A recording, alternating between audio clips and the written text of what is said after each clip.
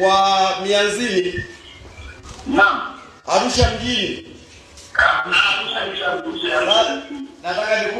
Nataka nikupe salamu wewe rafiki yangu. Kidumu Chama cha Mapinduzi. Uko live hapa na wananchi. Niko live kumbuka mimi ni wale wa Chadema. Sababu yeye kidumu. Sawa. Hatuna ugomvi kaka. Chadema ilishaisha. Kidumu Chama cha Mapinduzi. Haya, nikupe salamu nyingine. Daktari Samia Suluhu oye. Hiyo sasa hapo hoye kabisa. Hoye.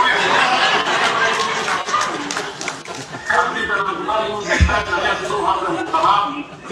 Yeye kwa kuleta pazuri sana hapa ameshafikia anafanya mambo makubwa sana. Ndio. Hata katika madarasa wakati ule nyuma tulikuwa tunachangisha wananchi chombo kubwa. Ndio. Lakini kwa sasa hivi napata faraja kubwa kwa sababu alipoingia tu bana, huyu mama amefanya vitu Daktari Samia Suluhu sana anafanya vitu amekondolewa kero madarasa makubwa mjenga na shule. Mimi hapa amejenga hapa kwangu amejenga shule ghorofa 3 na shule nyingine na shule mbili kwenye kata yangu amejenga shule ya ghorofa 3. Shule ya ghorofa 3. Daktari Samia Suluhu Hassan.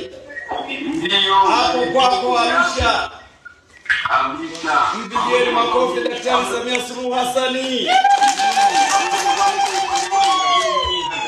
Nyosha mikono. Mheshimiwa Diwani, tunakushukuru sana lakini tunaomba mchango wako. Mchangia hapa tunajenga ofisi ya umoja wa vijana kata ya Mwagi. Okay, nakupa $100,000 piga makofi. Mheshimiwa Diwani, tunakushukuru, karibu sana Chama cha Mapinduzi. Dr. Samia Suluhu Hassan oye.